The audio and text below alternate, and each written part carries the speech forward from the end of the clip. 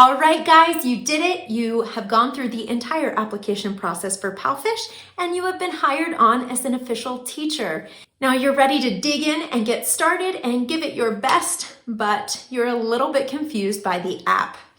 I have been where you are. I was there just over a year ago, and so while I didn't think that this was the most exciting video to make, I thought it was an important one. So today I'm going to walk you through everything you should know on the app for getting started. Are you ready? Let's do this. Good morning, PalFish. Hey, sweet.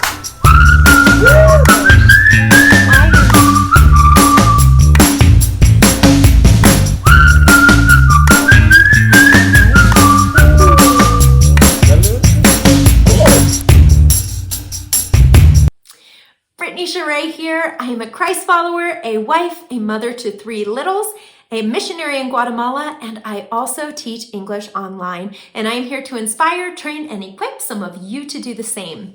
Today, I am walking through everything you should know as far as how to use the app as you get started teaching.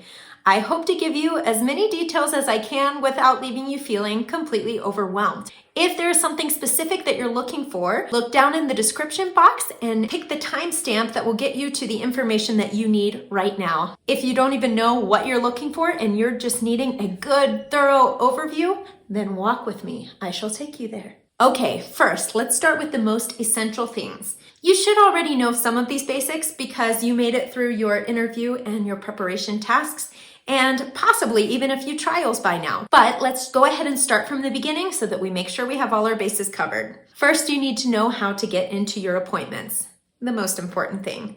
So that is right here. Bing. Once you are in, you are going to see all of your classes listed, and this was recently changed. So here are all of my appointments in a row. In this section, you will find all of the appointments that you have scheduled, whether it be 1 or 200 appointments. It will go from the classes that are soonest to the ones that are farthest out. As a reminder, you will only have appointments scheduled for 2 weeks out. You can change your schedule 3 weeks out, but parents and head teachers cannot schedule or access your classes until it is only 2 weeks out. So this will have all of your appointments in the next 2 weeks.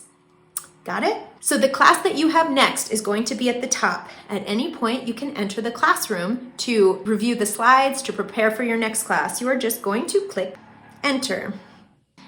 This is your classroom. This is where you will be teaching each of your classes. You can see up at the top here that it tells how soon the next class is going to begin, hours, minutes, seconds, so that you're always aware. Now, it's important to notice that my camera is off right now. It will not turn on until 30 seconds before this class is to begin, unless I go in and manually turn it on. I click on my picture right there, click open camera and audio, ta-da, there I am. Then I click on it again, close camera and audio. Now, in a minute, I'm going to show you how to change your settings because when you first come onto PalFish, your camera is already going to be on. You have to go into settings and change that. We will do that in just a minute so that you don't ever come in to prep for a class and you find that the student is also there. It can make for an awkward situation. Also, if you want to sign into your classroom 10 minutes before class, but you don't want to start teaching until it's actually time to start class, then it's good to have your camera off. You will be able to see them unless they turn their camera off, but they cannot see you. Now, I do find that a little bit awkward, and I wish that they would communicate to all of the parents that that is the case, but it's just good for you to know. Okay, so here we are on the home page. You're gonna go down to Me and then up to the settings icon. And here, I forgot to show you earlier, this is where you check to see what inviter code you've used. And then down here, default camera mode of official course, you want that to be turned off. As long as you have that turned to off, you are good to go. Now that you are in the classroom, you can go through your slides. You can see what unit and lesson you are on, go through all of the slides one at a time, access your teacher's guide so you know exactly what to do on each page. If you're needing to jump to a particular slide during your lesson or when you're preparing, you can come right up here to that little photo icon and it will bring up the lesson pictures. You will be able to see each slide in the lesson if you're just trying to get an overview. This is something I do with lessons that I've already taught many times if I'm just trying to peek at it the night before to make sure I didn't forget anything. And then it doesn't actually choose the slide until you go to the slide that you want, you select it. It can pull up that way, or you can just get that little green check mark and then you click confirm and it will jump to that slide. This can help you if you're trying to return to a slide for your student. I could choose to go to this slide. It turns green, confirm, bam, instead of having to select the back arrows or the forward arrows. So I always, at the end of preparing my lessons, I go back to the first slide so that it's ready, because the student will see whatever slide you have pulled up when they come back next time. A few things to take note of in the classroom. We do have the little magnifying glass. Once you select the magnifying glass, you can zoom in on your slides. So when you're trying to look at small print or a small picture, or you want your student to draw something and there's not a lot of space, you can zoom in so that they have more room to maneuver, and then make it smaller again. When you are wanting to change your pen color, select the pencil, you can choose your color. That erases your whole slide, so do not click it unless you want all of the drawings to be removed. It's easy to forget when you just want to go back. There's no way to go back. So you will erase all of the drawing on the slide. For example, bang. As I said, you can access any of your slides using that icon. You can also go up to local.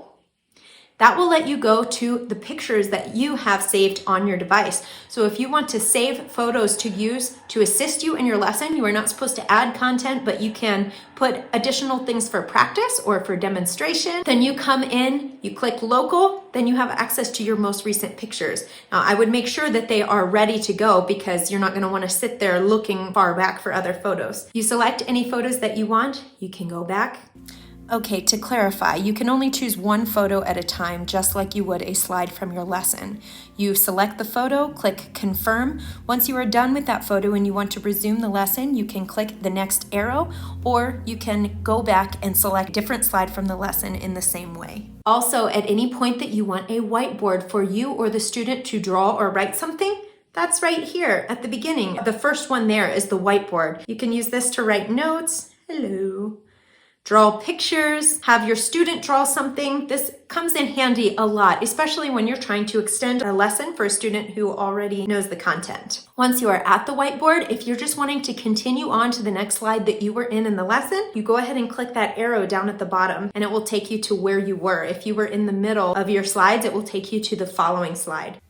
Now, I forgot to include this when I was initially recording, and there's no way for me to show you this unless I am in the classroom with the student.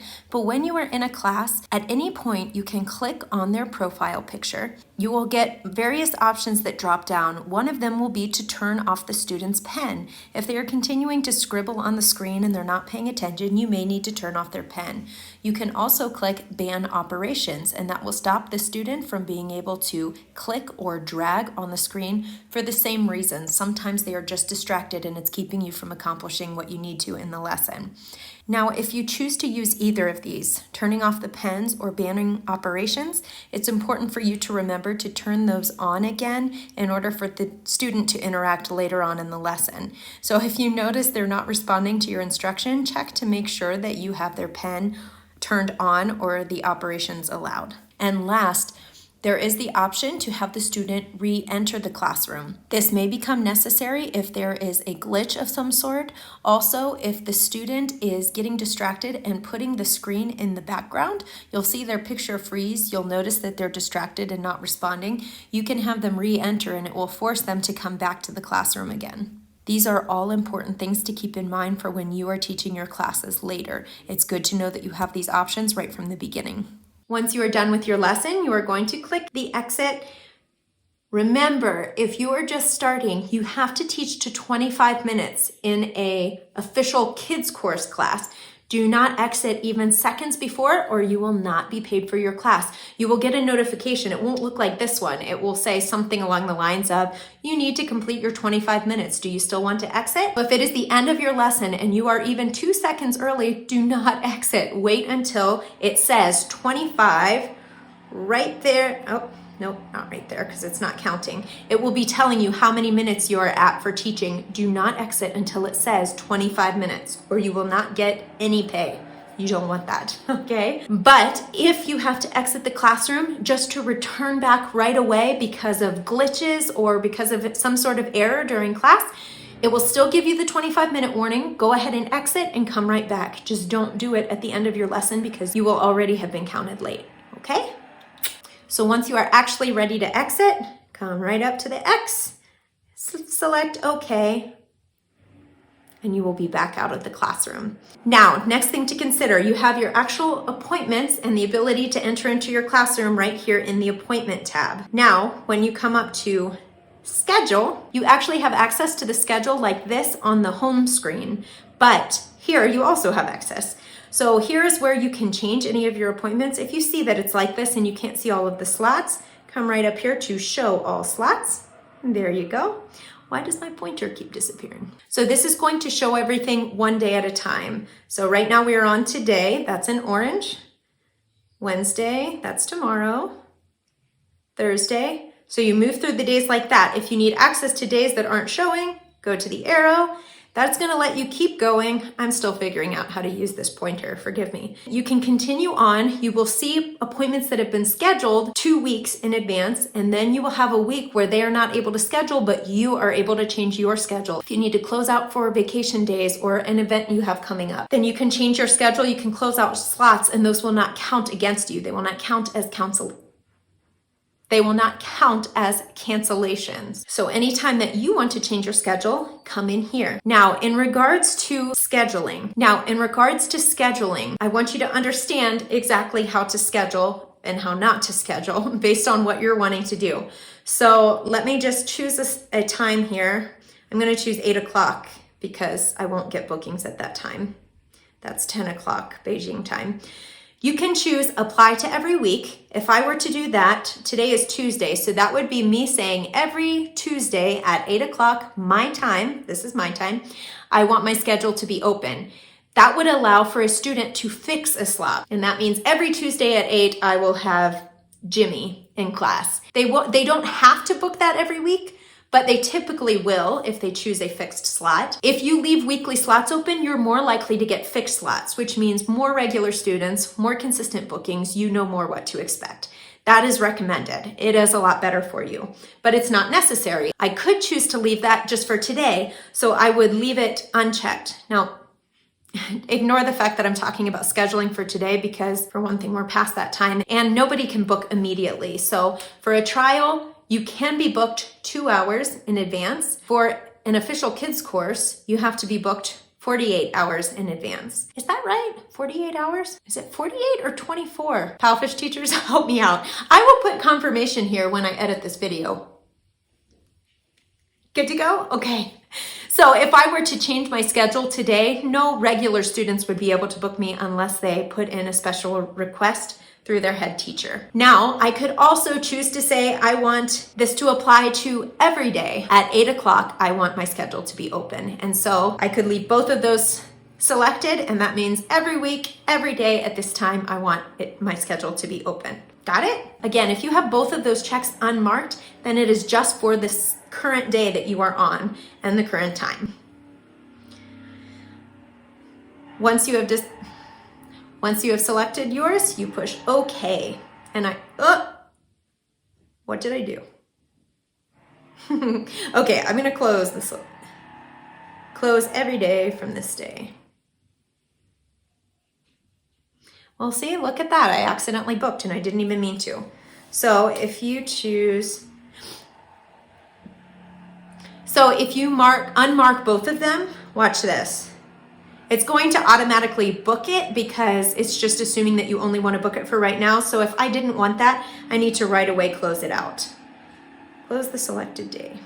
All right, I actually am really booked right now, so it's harder to show you what I want to show you. But today, right here, this slot shows that it is green because I had left that slot open, but I did not have any bookings. So it does not say fixed and it does not have that little schedule marker. So I hope you can see my pointer. That is a schedule marker, and that is showing that someone scheduled it, but it is not a fixed slot. So this student chose this time, but I do not have that student every week at this time necessarily. These other slots are all, I have the same student each week at this time, unless they choose not to book it, but they get first priority on their fixed slots. This one, the little fish, means that it is only open for the official kids course. I don't leave my schedule open for free talk right now. So this is only open for the OKC official kids course, but no one booked it. Does that make sense? Also, if you're ever wanting to confirm that you have an appointment on a fixed slot, because they don't necessarily have to book, then you need to go elsewhere. You need to check appointments or come up here to timetable.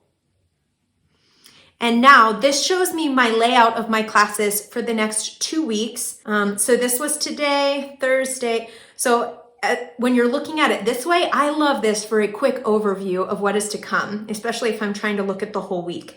So right now, I'm very, very booked.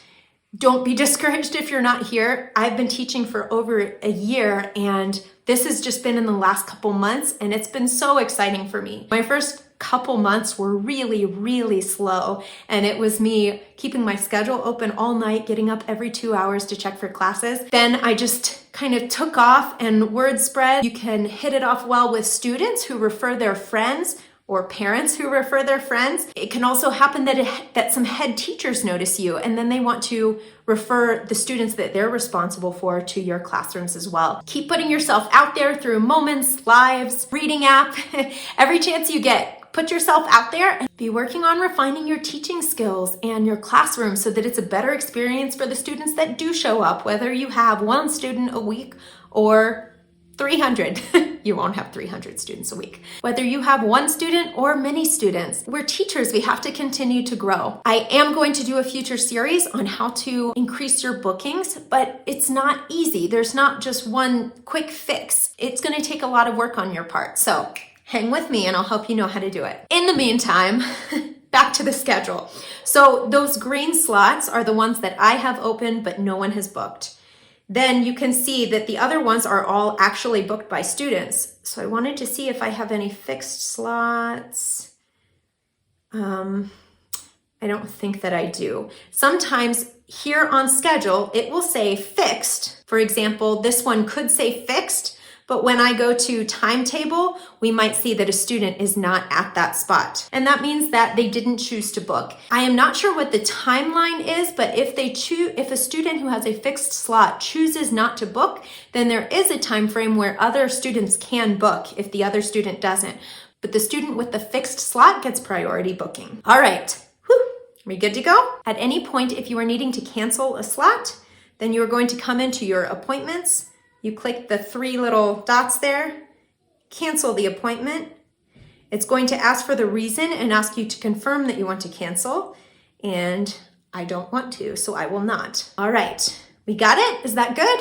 Now I can go into more details at another time about scheduling and cancellations, but I think that gives you a good enough overview to start. Make sure that you are following your student handbook to know the rules regarding cancellations and points and money. You need to know about fines. You need to know about the points so that you can make decisions accordingly about your schedule and about cancellations, because you really don't want to miss a class without canceling. You really want to avoid canceling within 24 hours. And if you're trying for incentives to be able to get a raise for the following month, and you're trying to keep your points up and your money as high as possible, then you want to keep incentives in mind, such as not canceling at all in the next 2 weeks. Now, since I just referenced the official handbook, I want to point out where to get that. You're going to go to official handbook. Dun, da, da, da, da. I am not going to read through all of this. I am just pointing you in the right direction. You should really be as familiar as possible with all of this information to avoid asking redundant questions that are heard all the time on the Facebook page and in your groups. Now, it is okay to ask questions when you're lost or when you can't find the answer, but get to know this information really well. It's going to save you headaches later and going to save other people headaches that you would probably ask.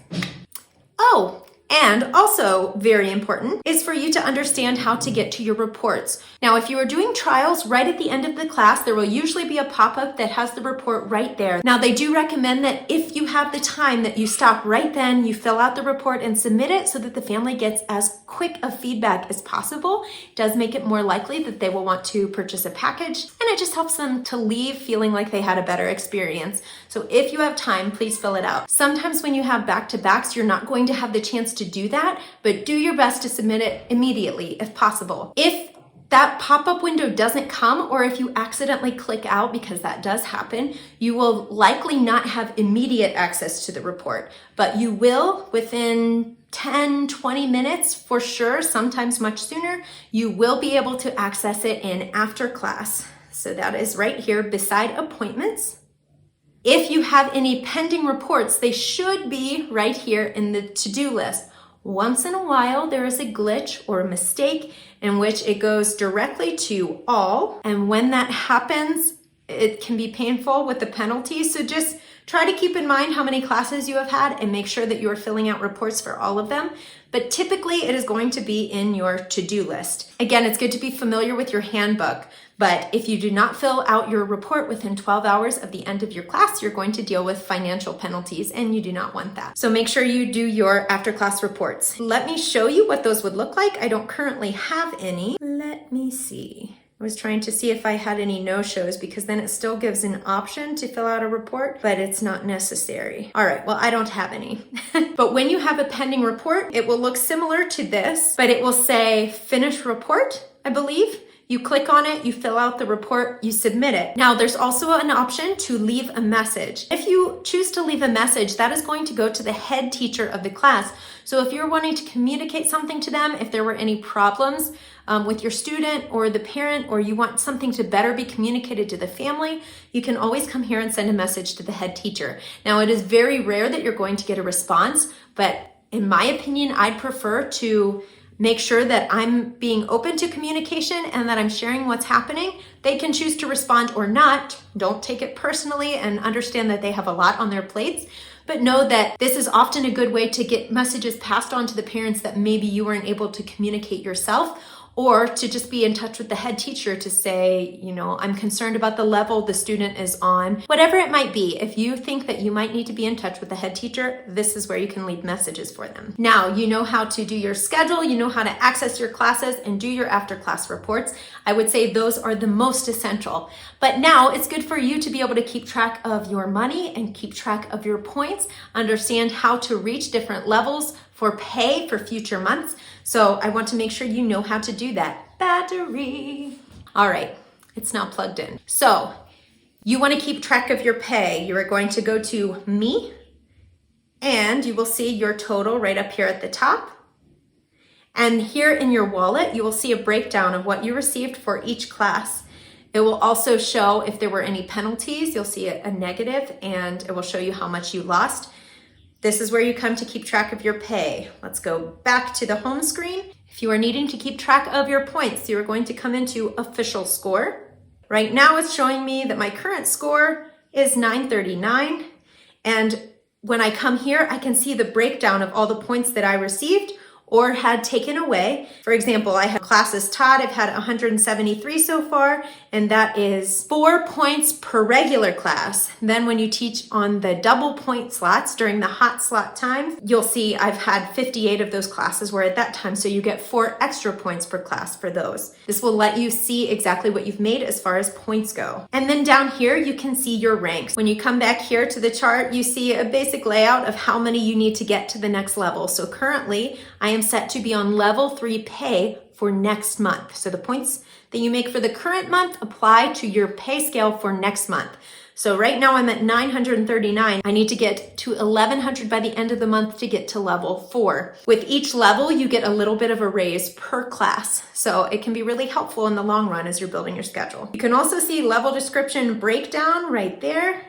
It tells you how many points are needed, what the salary is per class based on the level that you are on, and then it tells you the point breakdown that goes down. It tells you all the details of what points you can gain or lose. Now, training. This is really important to you who are watching this video because you should be new to the app or else you've gotten pretty far without knowing how to use it. Now that's here in the training section. I really recommend that those of you who are new, that you walk through and look at as many of these as possible. You're likely going to spend time waiting for classes, trying to earn your classes. So this is a good time to just gather as much information as you can, be as familiar as you can. Again, there's always ways to learn and grow. There were things that took me months to figure out because I didn't have someone walking me through it, but now they've been getting more and more training resources. So I recommend that you come here, check out training materials.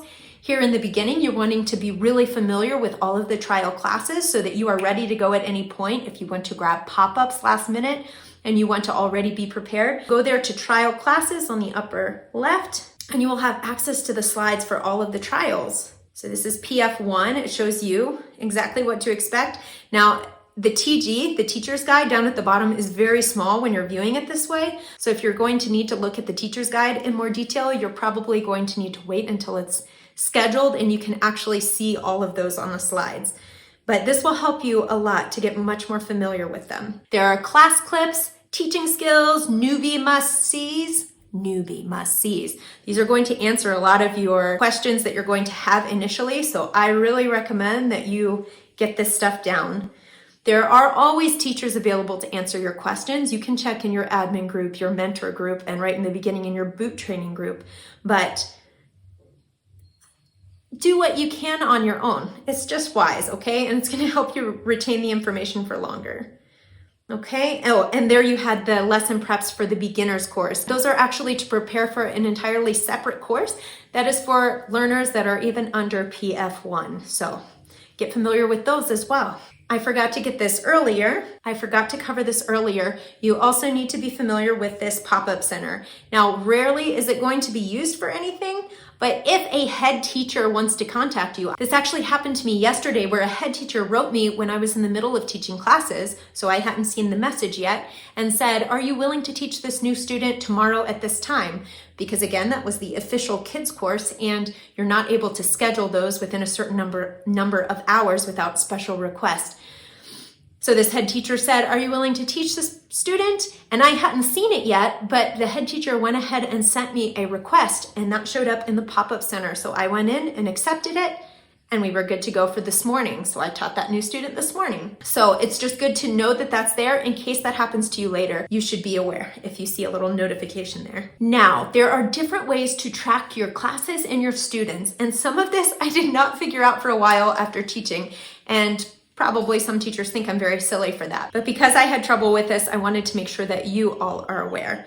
So as I mentioned before, you can go to after class and all. And this is going to show the classes that you have had from the most recent to the oldest. If I were to continue down, I could go forever, all the way back to my first class over a year ago, as far as I know. That can take a really long time. If you're just trying to access something from this morning or the day before, then that's easy enough to do. But say, for example, that you want to see what your student did last week and you realize that you have a lot of classes to go through. You could come here to the home page and come to students. And here you're going to see a list of all of your students. Now, let's say I want to go with this student. I go to records, and now I suddenly have a list of all of her classes that she has taken with me. It's not going to show her classes with other teachers if she's going to other teachers in between. As I'm going through here, I can see the notes that I left on her classes. I can see how many words per minute she had. I can go to the replay. And it's going to let me see the class that I taught her. This is a way to access any classes that you've taught them. I've had a student that came back after 3 months and I thought, oh, did he stop classes or was he with another teacher? I couldn't recall. So I went back to see what the last lesson was that I taught him, and I was able to keep track of all of the feedback I had given him to see how much he had grown over the last bit. This is very helpful. Also, if you are wanting to see how many hours you have had with the student, go to me, click your profile picture, you come down and it shows students. And here I can click on one of those most recent students or go to more. It's going to show me all of the students that I've had. So I have had 348 students. Not all of those were regular students. A lot of those were trial students. And it's going to show me from most hours to fewest hours, all the students that I've had. So right now, my oldest student, this is my very first regular student that I had, and I have 47 hours teaching her. And it will go all the way down to the students that you've only had for one trial. I didn't know how to access this for a long time. I just learned this recently, so I wanted to share that. And one more thing about your students. If they have their Chinese name or something else entirely as their username, and you are wanting to change it, you can go to your student's profile page. Then you go to those three dots, bung, set alias, bung, and you can change their name right here to anything you want. Now, the challenge that I found is before it would allow me to copy their Chinese name right below, and I would copy it and put it along with the new alias that I was assigning them so that when there was something in the system booking or canceling classes and it put their original name, I still could figure out who it was by comparing. Now I've found that when I put in their new name, I don't have an option for copying in their Chinese name. Maybe someone else knows how to do this. If you do, go ahead and comment below. But I've found that it's been a little bit difficult because then when a Chinese name comes up in the system, I have no idea which of my students it is. So sometimes when I really needed to know, I have copied it from where it notified me about appointments, and it makes you copy the whole message. I take it into students, I paste that in the search bar, and then I sit there and delete the extra information around it until it's just their name, and it'll bring up, say I named a student Hannah, but her Chinese name is the one that was up there. It will bring her up as one of the options right below, and I go, oh yes, it was Hannah. It takes forever, but if I really need to know who canceled or who scheduled, then that's what I do. Again, I am sure there is an easier way, but I haven't figured it out. So if there are any PalFish teachers that are for some reason watching this video, feel free to let me know. I would love it. Now, the other things are important to know as well, but they weren't as urgent. So they're mainly regarding marketing yourself. So right here we have moments. It is recommended that you do as many moments as you can during Beijing daylight hours. You can do them at other times, but it's more likely for them to be seen. If you want to add one, you go up here, choose picture and text or voice or video, and you post your moments there. If you are wanting to go to moments in general to see other people's moments, it's right there on the bottom bar. And you can go through and see other teachers and students' moments of people that you are following or people that have just posted, and you can choose to follow. We also, if you go down here, you are going to see options for live haul, which is going to let you see all of the lives that other people have done. Say you're wanting to see what kids' lives have been scheduled or already happened, you would access them in the Kid tab. Then you go back to your homepage. If you want to schedule your own live, which is recommended, you go to this tab, select that plus, put in your information and schedule your live. You can also access your old lives below. So I don't do them very much anymore, but I was doing them early on when I was trying to get more bookings. Down here I have the reading app and the student app. Those are things that you can download, but I think they don't like you making student accounts. This was something I did toward the beginning, and it just lets me see what the students are seeing as far as our profile goes. Like, something to keep in mind is that our intro video is posted at the top of our page. That's the first thing they see. And it's really likely that parents are going to want to click on that and see what kind of a teacher you are. So I recommend getting a really good intro video for yourself. That's something I did a few months in, and it helped me a lot. I had teachers and students comment on liking my video and liking my puppet that I have in my video. And the reading app is something I did in the first couple months, and then I stopped doing because I didn't see results, but a lot of teachers have. So if you are interested in doing more with the reading app, I know Melissa Ann, if you search for Melissa Ann PalFish reading app, you are going to find so much good information. She has a YouTube channel, and she knows that reading app well. She's always doing videos that are very helpful, so I recommend that you check that out. And I should have mentioned this way at the beginning. You have your messages down here, which that's fairly clear. I have a whole lot of unopened messages because right now I'm in a number of groups that I sometimes use, but you get so many notifications in there every day that it's really hard to keep up with. I do have a couple groups that I follow very closely and that I have friends in, but a lot of these are more, I go to them when needed, but I'm not checking them all the time. This is really important because right at the top, you're going to have notifications of your appointments. This is going to let you know anytime you have a class that's coming in 10 minutes, anytime a student books, anytime a student cancels, or I should say the head teacher, the system can also book or cancel appointments. So you will see the final schedule in your appointments, but this lets you know each time something new happens. You're going to see some messages above this line. You see ones that are coming directly from PalFish for different things. There will be a couple of things up here that are specific to you, such as this one's telling me about my appeal. This one was telling me about my referral, but most of these are sent to all of the teachers. So it will give out important announcements or things to take note of. So it's important to check those to make sure you understand what's going on. It's just if they're sending out about a contest, you don't have to feel obligated to participate. They're just letting everyone know that it's an option. Then below that line, you're going to see any messages from groups that you are in or from individual teachers or students that you are messaging. Okay, so I'm not saying that covered everything, but I do think it covered the most important things to know as you are doing classes and as you are navigating the app. So I hope this was helpful for you. If there are still questions that you have, can you please post them below and I will do my best to answer them for you. I would love to be able to help you with the reading app, and I had a request for that from someone that I know this past week, but the truth is that I only used that in my first couple months of teaching. I'm not saying that I don't recommend it, but I don't currently use it, so it would be nonsense for me to try to post videos about how to use it. If it reaches the point that I do learn it again and I'm using it again, I would be happy to do those videos. For now, I refer you to Melissa Ann, PalFish reading app.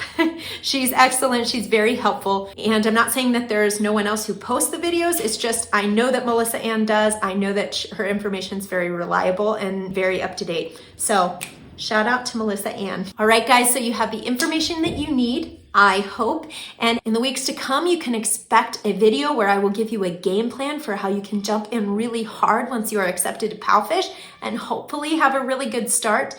I want to give you the tips that I've had about making good connections with students and their parents, head teachers. There is a lot that is outside of our control, but there is also a lot that is in our control. So we want to make sure that we do what we can to grow as teachers and to make strong connections with the students and with the staff so that we can continue in the right direction. So if you are trying to get going on PalFish, or if you are already teaching for PalFish, but you're not having a lot of success, or you're just wanting to tweak some things, hang with me. We will try to do this together. And please feel free to share tips with me when I give information that you think needs tweaking, because I never want to give false information. If I ever say anything incorrect and you are a PalFish teacher that knows a better answer, please comment below, because I do not want to give false information. All right, I have been way too talkative. I hope you're not completely overwhelmed, but I hope this information was helpful for you, and I hope that you get a great start with PalFish. So have a great day. See you next week.